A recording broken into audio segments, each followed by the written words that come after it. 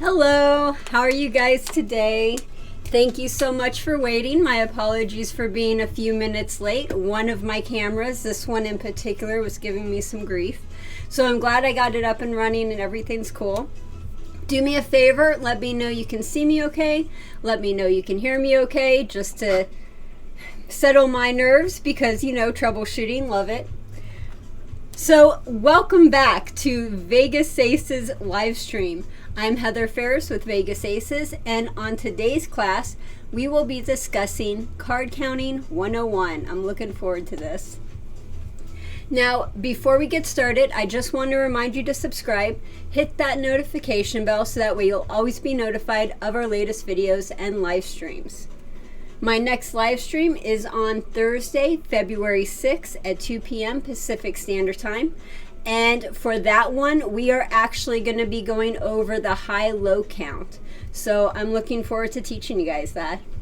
Okay, let's see what you guys are saying in the chat. Oh my God, there's a lot of you. Hi, good to see everyone. Let's just see how you guys are doing real quick. Ha. Thank you again so much for waiting. I do appreciate that. I'm doing well tonight, except for, you know, the whole troubleshooting thing, but I'm glad we got the camera working, so excited about that. Awesome. Thank you. Appreciate it. Okay, let me know if you guys have any questions. Let me know if you want to talk about anything. Let's get started on this baby. Just so you know, we do have these jumbo dice for sale on the website. If you go to vegas-aces.com, you can buy one or two of these dice on the website. One dice is $9.99, or if you buy two dice, you get a discount and it's $17. So go check that out. Okay, cool. Also, remember to tip your dealer, and now you can with Super Chat. Super Chat is a way YouTube allows you to show your appreciation by tipping me any amount you want. Go ahead, give it a try, or show your support by becoming a member of our Patreon page. Any level counts. We have several different levels and rewards for you to choose from, so please show your support today. Okay, hey, good to see everyone. Just 1 second. There we go. I love it when things freeze up on me.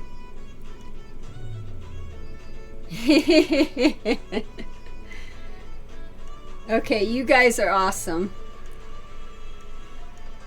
What is one die good for? You need a pair of dice. That's very true. And you could play these with your kids and everything. Or if you're doing videos, these are good for videos. Let's see.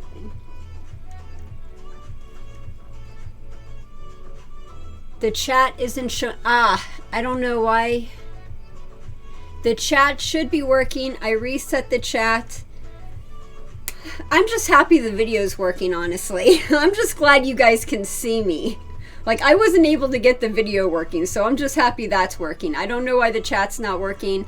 I tried redoing it several times. I'm glad you guys could see YouTube's version of the chat, so at least you could see some part of the chat. I might just take that out of there.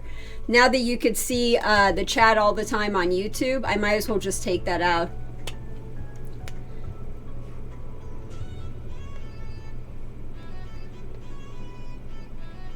Oh, I got an update on the book. So I am still writing the book. Yes, I am taking forever. I am working on chapter 6, which is talking about break-in dealers.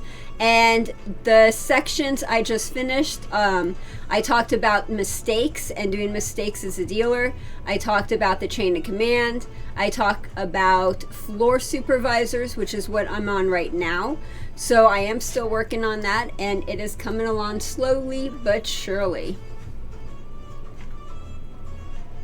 Okay, so someone can't see the video. I knew I was having trouble with the video. Is anyone else having trouble seeing both of the videos? Please let me know, especially the wide shot. The wide shot was the one I was having trouble with. The chat's working, it's just, yeah. Okay, cool. So let's get started. Let's get this party started and start teaching you guys some stuff. Card counting 101. Now remember, if you guys have any questions, feel free to ask it in the chat. Also, too, you can find a version of this, a copy of this, I guess, on the website, vegas-aces.com. I wrote an article called Card Counting 101, and we are discussing the contents of that article in this video. So if you haven't already, please go to vegas-aces.com and check out the newest article, Card Counting 101. If you haven't, no worries. We're going to be covering all of it here in this live stream. So it started in 1962 when Edward Thorpe basically exposed to the world that blackjack was in fact a beatable game. Blackjack has since become a really, really popular game since it mimics the version of that cat and mouse type of game. Now, before, just a quick little history question, or not question, little history. When you ever play table games, it was usually always in favor of one side versus the other. So the house, the bank, that's why you have the house edge. It's there's more, you're more in favor of one side versus the other. What Edward Thorpe did was he made it beatable. Instead of the edge being in favor of the house, he made it so that the edge was in favor of the player. And that's the theory. Now, there's a lot of factors involved in this, so I'm not saying this is the one and only thing. I know I'm going to get a lot of comments on YouTube. I usually do when I talk about this subject.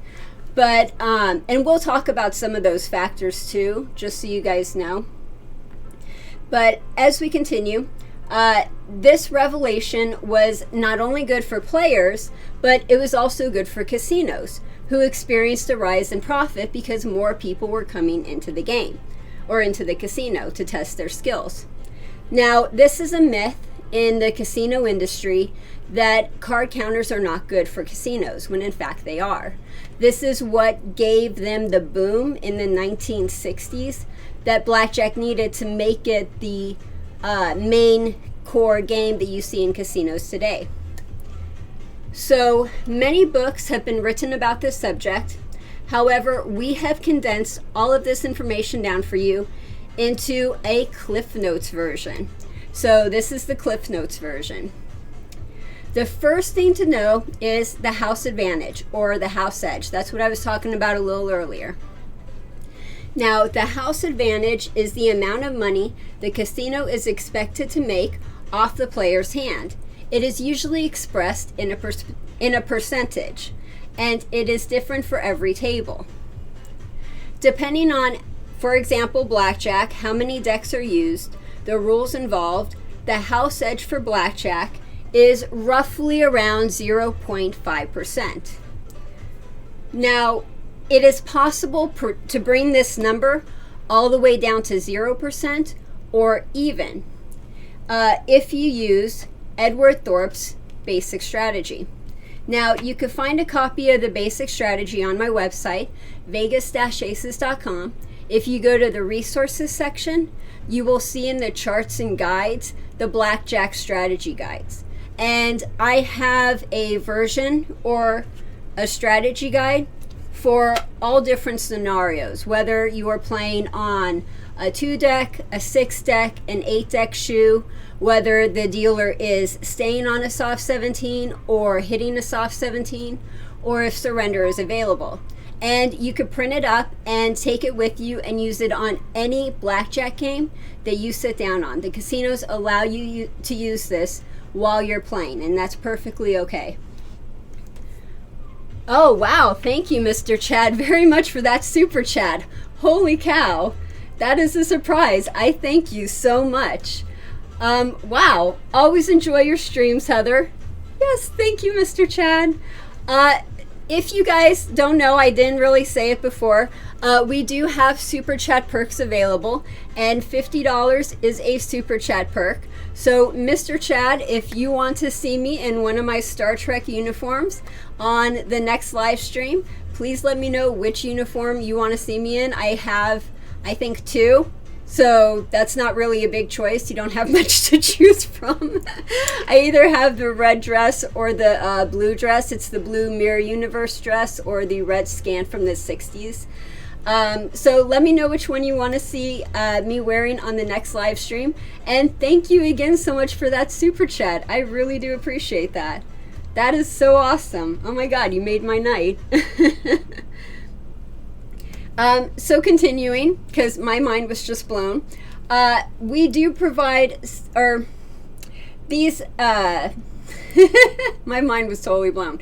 These blackjack strategy guides do provide what action you need to take during what situation. So that way when you're playing on the game, you know exactly what to do for every situation possible.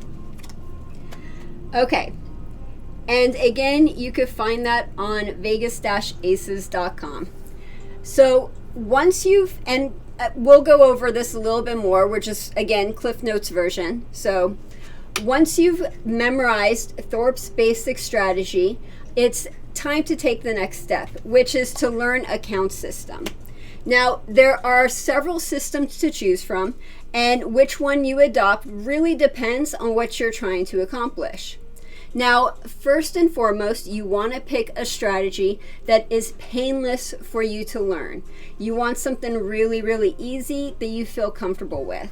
This is really important because you are the one that is going to be using this count strategy or this count system. There are so many freaking people out there that are like, no, my count's best, or this system's best, or I know what I'm talking. Dude, you are the one that is using the count system, so use the count system that feels comfortable for you. Do what is easier for you. This is about you. Don't listen to the other people that tell you, oh, this one's better, that one's better, blah, blah, blah. And here's the reason why. You want to avoid really advanced, confusing, or complicated strategies, since this is going to slow you down. It is really not worth it. On average, the projected monetary gain of a sophisticated accounting system is typically not seen for a lifetime of use. So that small of a percentage is not even worth it. That's why you want something really, really simple that's easy for you to learn and to use. So simpler is better. Actually, I don't think simpler is a word. Simple is better. Let's just do that. A count system basically provides you 3 critical pieces of information: when to bet more, when to deviate from basic strategy, and when to take insurance. Now, by using Thorpe's 10 count strategy, the player is able to deduce when to take insurance and when to refuse based on the number of 10s that are left in the deck. The high-low count, which is what we're going to be going over on next Thursday, this is really easy to learn, and it's usually recommended for most situations. Now, the high opt 1 count was created by Lance Humble and is recommended for single deck games. All of these counts have similar fundamentals with slight adjustments. The player will start at 0, and each card is assigned a value. What card is seen is the value that is counted, and you are going to be adding or subtracting from the running tally. Okay, so if the count is high, the remaining deck will have a lot of 10s in it. And if the count is low, the remaining deck will have a lot of numbers in it. Okay, so I think I covered the basics. If you want me to cover anything again, just let me know. We still have more to go over. I'm going to take a break real quick, see if you guys have any questions, see if you want me to explain anything again. Let me know. And we are going to be going over the the values of the cards here afterwards, so we'll get into that.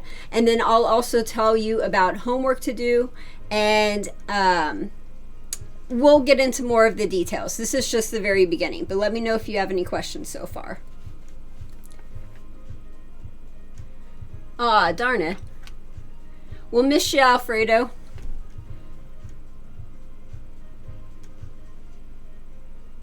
Yeah, high-low is the most popular. You're absolutely right.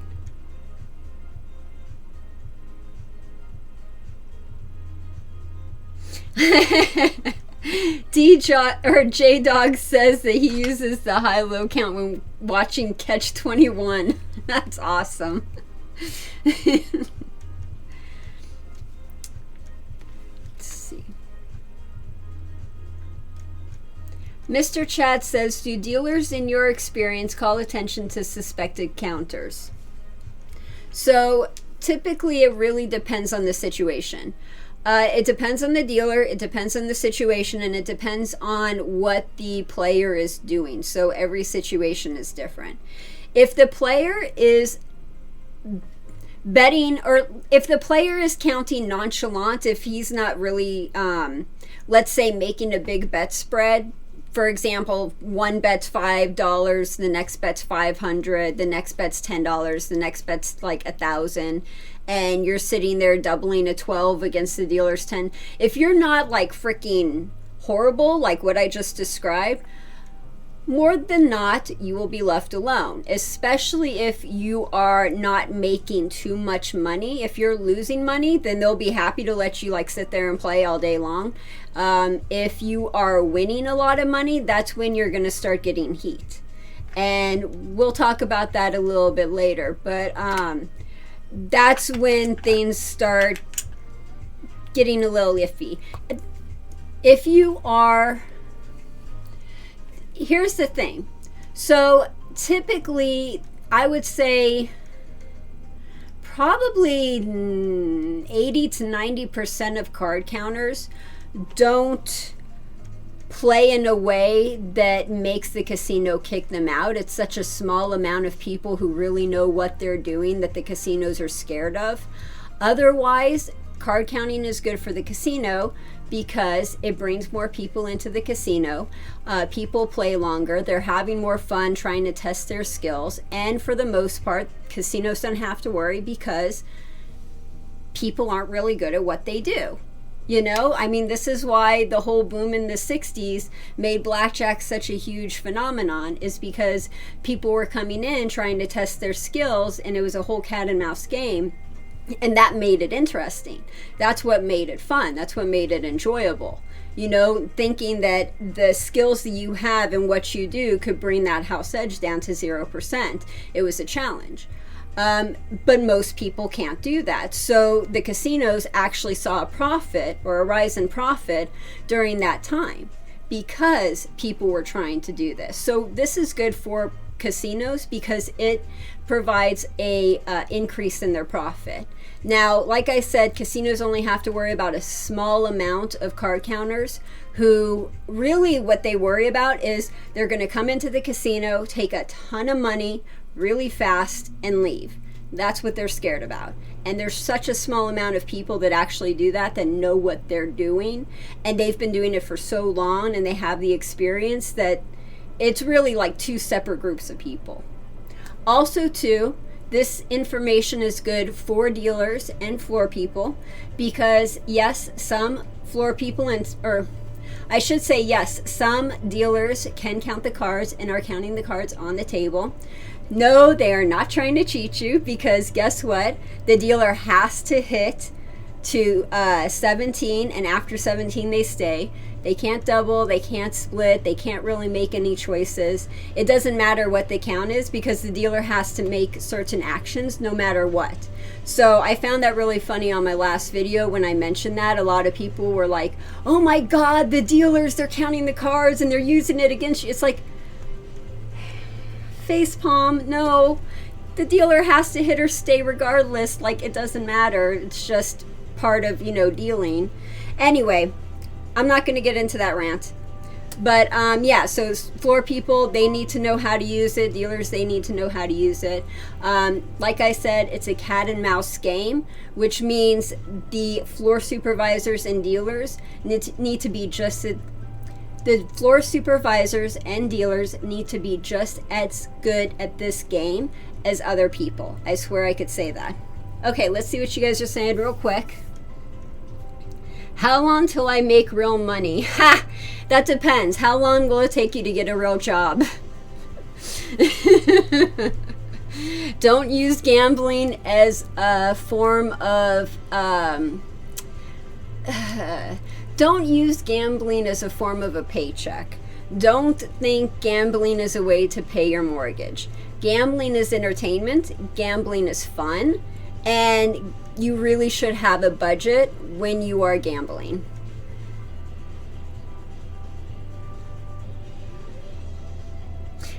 I had a floor call on me once for splitting tens. It was just a really bad move. That's awesome.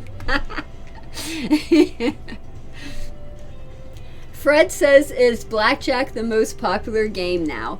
Yes, I would say blackjack is the most popular game. When you go into a casino, you are going to see a large quantity more black. I swear I could talk today.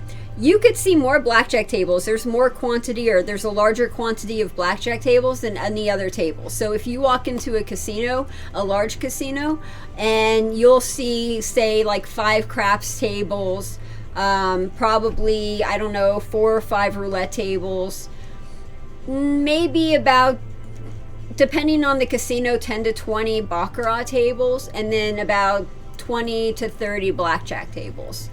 So blackjack would probably be the most popular. Baccarat would be after that.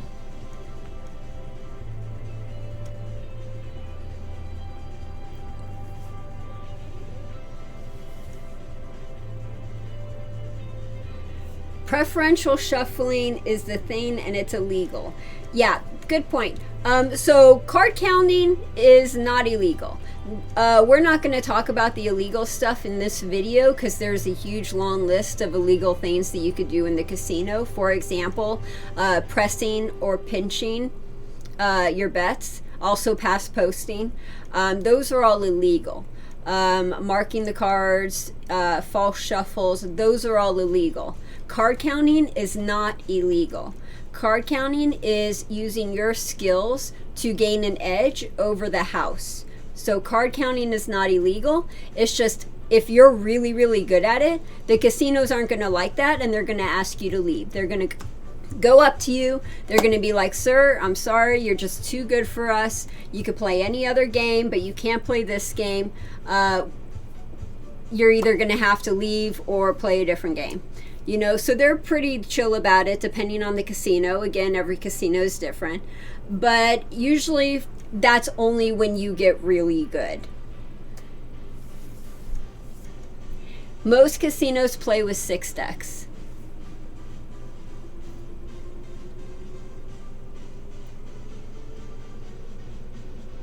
So BJ Carr says most dealers can't card count, most can't play basic strategy.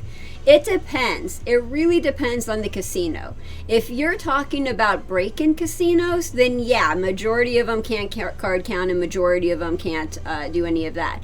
Now, if you're talking about a really like well-to-do, higher established casino where maybe all of the dealers have been in the business for 25, 30 years, then yeah, majority of them are going to be able to do that. So it really just depends on your location and the people working in that casino.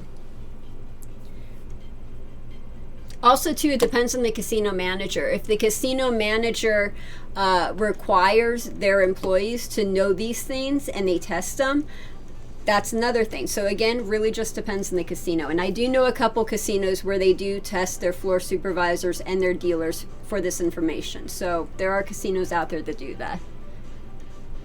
I'm not saying all of them. Every casino is different.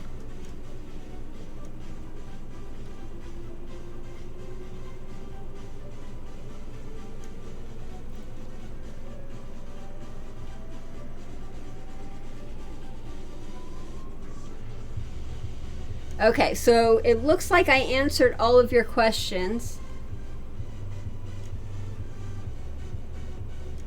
Hey, bye Canva. Awesome. I haven't seen you in a while. How you doing? Have you heard of Gambling with an Edge podcast? Yes, I have, and I've listened to it. A great deal of card counters are a guest show. Yep. Yeah. I listened to it. Richard Munchkin's really cool. If you guys get a chance, that's definitely a good podcast to check out. Gambling with the Edge with Richard Munchkin and Bob Dancer. So check it out. Okay, so let's continue. Now, many hours of at-home practice are required, of course, when learning how to count cards. This is true for both players and floor supervisors. Now, dealers who are learning game security and table protection, it's basically for all of them. For the players, for the floor supervisors, for the dealers, just like I was telling you before. Now, it's difficult to protect a game without understanding what you are protecting it from. Again, that's why floor supervisors and dealers need to know this. After all, this is a cat and mouse game, and that means that they need knowledgeable players on both sides of the game. Again, the first step is to learn basic strategy. Very first step. You want to know it. You want to be able to memorize it. By creating homemade flashcards using online flashcards like what I have on vegas-aces.com under the resources section. Blackjack, I have blackjack strategy flashcards. And writing out the same chart over and over again are all classic techniques that will help you memorize basic strategy. Again, vegas-aces.com. Check out the articles, Card Counting 101. You will get that worksheet where you could write out the chart over and over and over again. That way all you have to do is just print it out and it's ready, and you could just like do the worksheet. Card Counting 101, just click on that and you should be able to print it out. The picture is on that article. And of course, these are all classic techniques that help memorize basic strategy, as well as later on deviations and whatnot. Now, depending on your learning style, simulating a hand of blackjack with a deck of cards may be more helpful than actually writing the answers down on a sheet of paper. It really just depends on you. You know how you learn, so do what is most comfortable for you. Now, either way, the blackjack strategy should be practiced until it can be recalled instantaneously. The second step is basically what you want to do is you want to be able to identify all of the card values in the deck. So we know what the card values are, and now we want to identify them in the deck.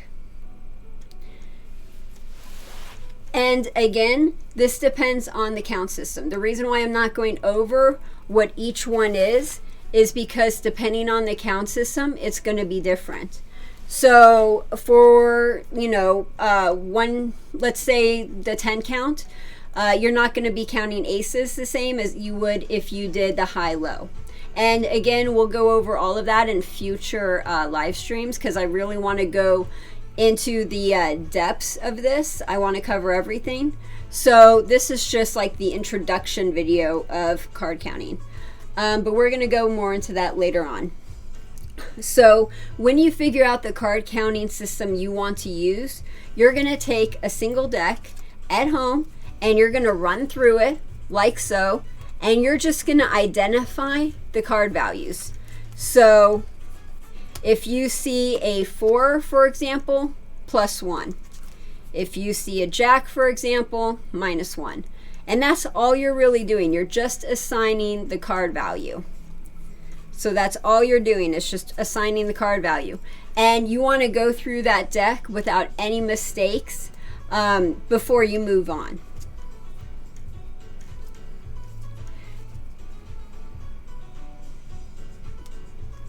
Oh, this is also a good warm-up exercise before counting cards. So if you're going to go and you're going to do card counting, this is like a really good exercise to do before you go and you count cards.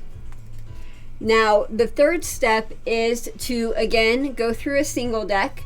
Only this time, instead of just assigning the card values to each card, you're actually going to keep a running tally of the cards. Now, start with 0. And total the card values, and then by the end of the deck, if you've hit 0 or even, you know you succeeded. If you could do this 9 out of 10 times, then you know that you're ready to move on. And again, with no mistakes. Let's see what you guys are saying real quick in the chat.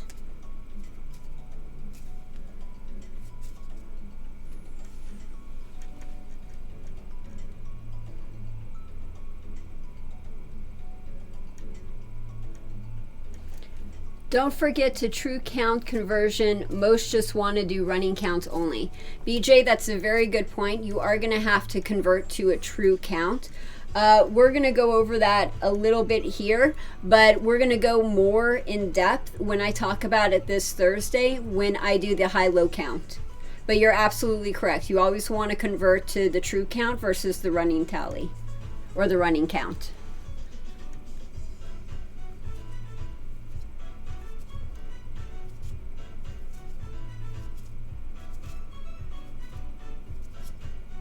Okay, cool. So it looks like we're good on the chat. So let's continue. The fourth step is the same as the third, except instead of using one card at a time, going through and counting one card at a time, you're now going to go through and you're going to count 2 cards at a time. Okay? So instead of counting one card at a time, you're going to count 2 cards at a time. Now, a good card counter can count down a single deck in 20 seconds with 1 error or less. So that's what you have to aim for. A single deck in 20 seconds with 1 error or less. Now, the last step is you have a friend deal a mock game to you, and you try to use your newly acquired skills. It's best to do this at home with a friend than to actually like try it in a casino for the very first time, because you're going to be sweating bullets. It's not going to work out very well. Practicing beforehand is always better than practicing right when you get there. So playing a game of blackjack with your friend and trying to count the cards, that's a good next step to go to. Now, after the homework is complete and your new skills are obtained, it's time to take the information you've collected and put it to good use.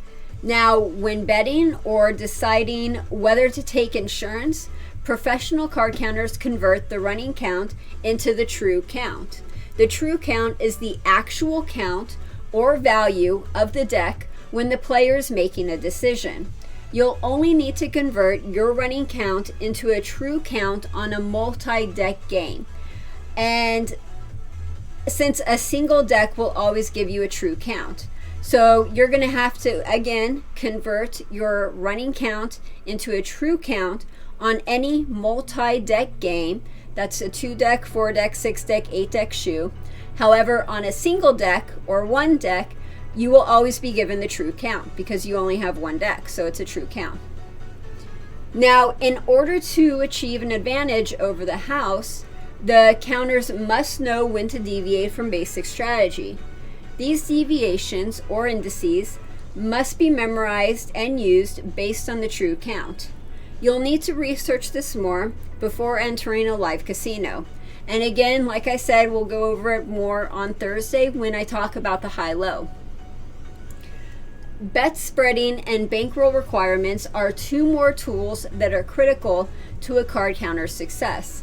Bet spreads is when the player raises or lowers their bet based on the count. A small spread would be 2 to 4 units, while a large spread would be 8 to 16 units. And bet spreads are mainly used on multi-deck games and are not typically used on a single deck game. Now, a large bankroll is also needed in order to weather any losing streaks. If the player spreads between $100 and $300, then they will need a bankroll of, get this, $20,000. If they spread between $5 and $10, then they will need a bankroll of $2,000. As you can see, with the amount of time, effort, and cash investment needed, this can quickly become into a serious hobby.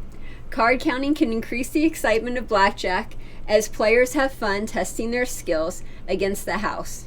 But it is also smart for casino employees to learn these skills in order to stay competitive in their industry. Okay, let me know if you guys have any questions. This is the final time I'm taking questions, so let me know if you have any questions. Let's see if I missed anything. Hey, Nashvillean, good to see you. Awesome.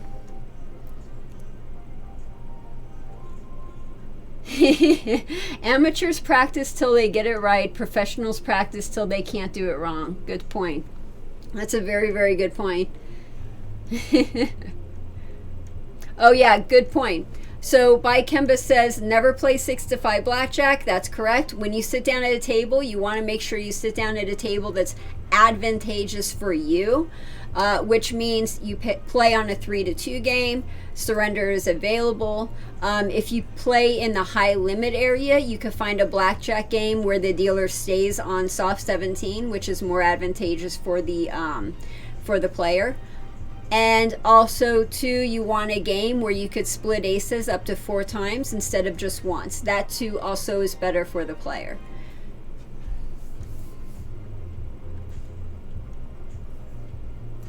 And then, let's see here.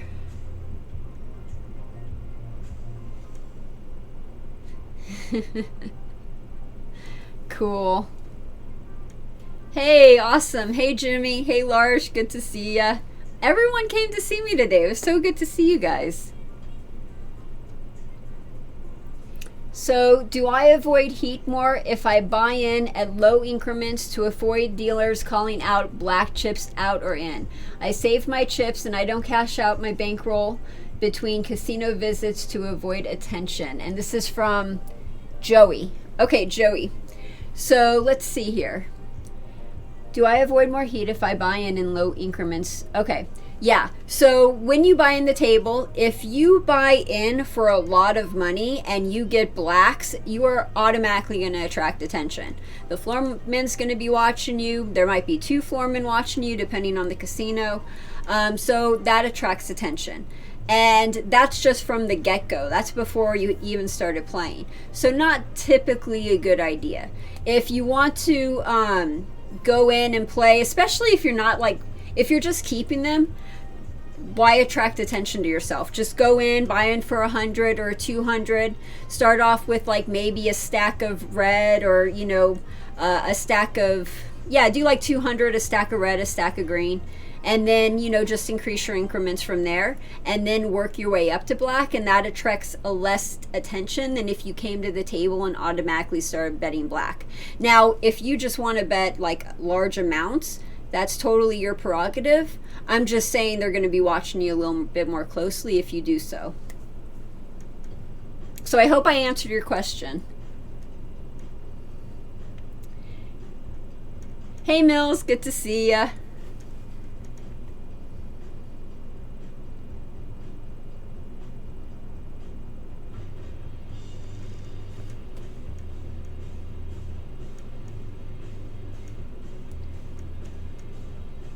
Okay, so Mill says, what do you do as a dealer if you suspect if you suspect someone is card counting?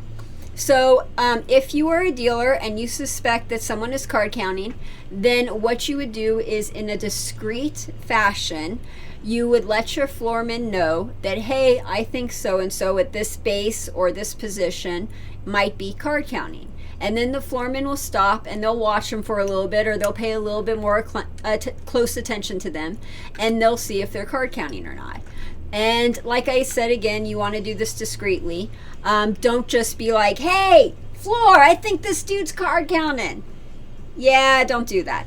Also, too, it's a customer service business. You want to be friendly to everyone. You want to be nice to everyone. Everyone on your table, all of your players are here to have fun, to play, to have a good time. And if you're the dealer and you're like, that dude's card counting and you need to stop him, you're not creating a fun atmosphere. You're not creating a fun time. And you don't know if that guy is really card counting or not.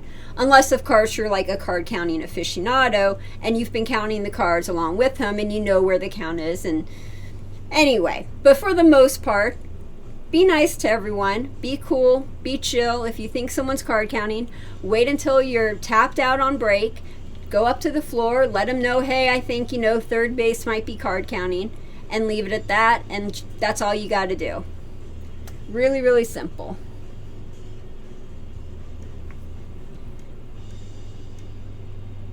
So, Mr. Chad, quick question. Have you stopped the streams where you play games due to the new TOS? No, I actually haven't. So I got bored. That's the real quick, simple answer. I think we were doing the tournaments and the classrooms for a year and a half, maybe 2 years, something like that, and I just got tired of it. Yeah, plus, you know, the whole terms of service thing too, and them taking down my mini Baccarat game. I wasn't too happy about that when they took down my mini Baccarat video. But actually, no, I didn't stop doing the tournaments because of the terms of service agreement. I just got bored. Do you guys want me to do tournaments again? We could do tournaments again. Let me know if you want me to do a tournament. Comment, send me an email, heather@vegas-aces.com. If you guys want to a tournament, we could do a tournament some days or not. I have plenty of dice to give away, so we can definitely do a tournament. Okay, let's see what else you guys are saying in the chat.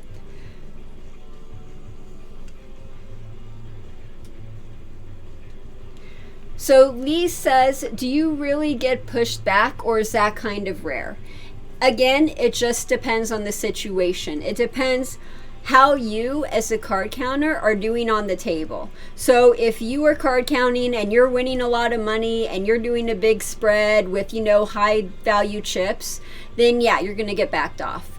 If you are card counting and you're playing $5 chips and the spread's not that big and no one's really noticing because you're not really winning like a heavy amount of money really fast, no one's going to care. You can have fun. You could card count. You could be on that table and enjoy yourself. And it's totally cool. The casino only cares if the card counter comes into the casino and makes a lot of money really fast and leaves. That's all they care about. They're worried about the people who go in and hit the casino and go.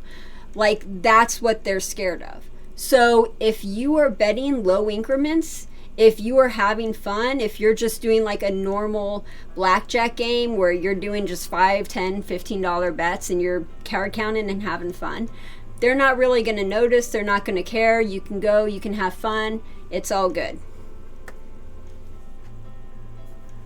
Oh, good. I'm glad I answered your question, Joey. Awesome. And let me know if I answered your question, Lee. Hey, Tom. Heather is teaching us how to get banned from the strip. That is so awesome. Oh, okay. Here's how you get banned from the strip. Get really drunk. Try to do hangover. Try to mimic hangover. And yeah, you're going to be banned from the strip. There's so many ways to be banned from the strip that have absolutely nothing to do with gambling.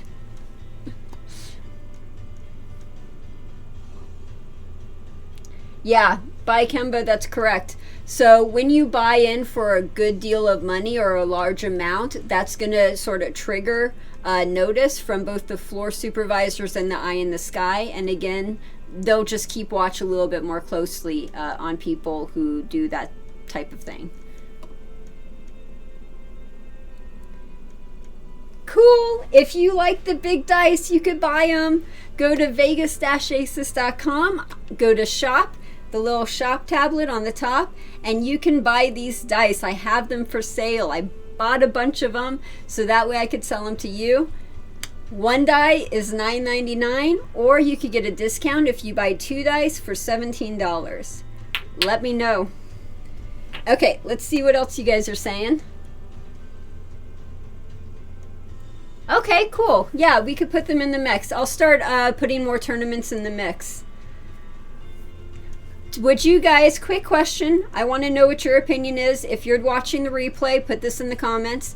Would you prefer having tournaments on Monday nights at 7 p.m. Pacific Standard Time, or would you prefer having tournaments on Thursdays at 2 p.m. Pacific Standard Time? Let me know.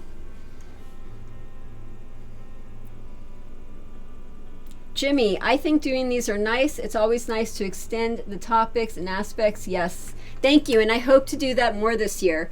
Again, like I was saying before, I got sort of bored with just doing tournaments and classrooms of the games, and I wanted to do something a little bit different this year, which is why you've been seeing a lot of like really weird live streams, such as, 5 illegal things to do in a casino, or I've been doing shadowing games more, and casino stories. I want to do more casino stories, which, by the way, if you guys are in the Las Vegas area and you want to be a part of casino stories, email me, heather@vegas-aces.com. I'd love to have you on, and I'd love to do a live stream where we talk about casino stories. And that goes for anyone, not just dealers, but also floormen and supervisors, surveillance, and security. So if you guys are any of those in the casino industry and you want to come on and do casino stories, let me know. Okay, yeah, we'll definitely do more tournaments. I'm glad you guys like that. That's awesome. Thank you. I appreciate that. Thank you, Lee. I love you too.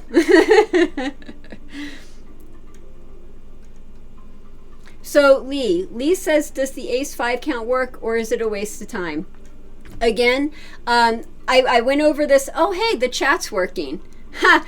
Okay, I just noticed the chat is working, and I don't know why it's so huge, but it's working, so that's cool.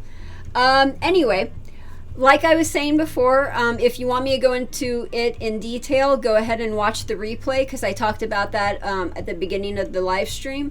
But basically, use the account that is easiest and most comfortable for you. If you use something that's really advanced, if you use something that's really intricate or really in depth, that's going to slow you down, and that's not going to be good for you. If you use something that's easy, simple, fast, fun, you can easily get your head around it, that's a good system to use for you. That's a good count system to use for you. And again, everybody's different, so use what is best for you. The difference between all of the counting systems is so minuscule, you're not going to see the gain in a lifetime of use. So you might as well just use something that is quick, easy, simple, and that you can use, basically. Okay, so let's see what else you guys are saying. J-Dog, how many card counters have you caught? Okay, I know I told this story before, but I'll tell it again. So I was working downtown, and I was dealing on blackjack, and this guy comes and sits down at my table and starts betting a lot of money, like big money. $100 to $500 to $25 to $1,000. I mean, huge spreads. And he was the only one at the table. It was like a 6-deck shoe. And I shuffle, and my floorman comes over, and he's like, cut the deck in half. And I'm like, what do you mean cut the deck in half? Normally on a 6-deck shoe, you only cut about a deck to a deck and a half in. You don't cut 3 decks in. So he's like, don't argue with me, just do it, because I wasn't a good dealer. A good dealer never argues, they just do what the floorman says. So I did it, and we're sitting there and we're playing, and all of a sudden 2 security guards come up, followed by like 3 or 4 Metro cops, and this guy doesn't say a word. He just stands up, puts his hands behind his back, they handcuff him, take his money, go to the cage, get him his money, and then they walk him out. And I'm like, what the hell just happened?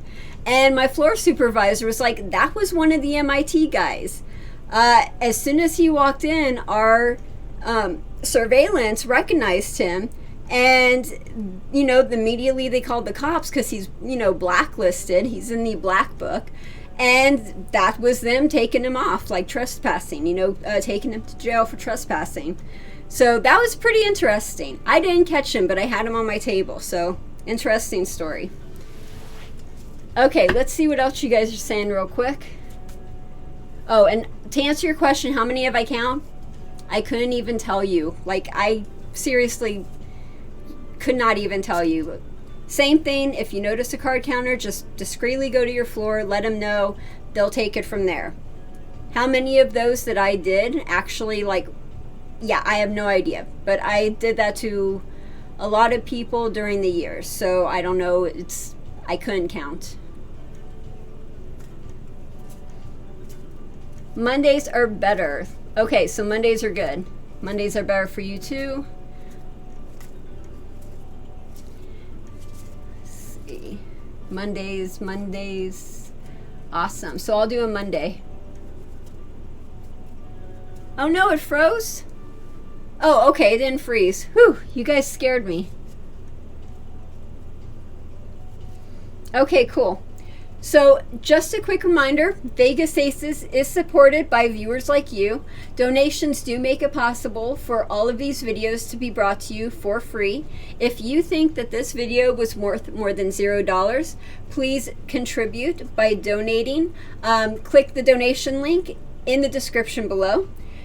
And that does it for today's show. Thank you guys so much for joining me. Join me again next time on Thursday, February 6th at 2 p.m. Pacific Standard Time, where I will be going into depth on using the high-low count system. So I can't wait. I hope to see you guys there. Until then, this is Heather Ferris with Vegas Aces, reminding you that education can change the world. Talk to you later, guys. Thanks so much for joining me. Bye.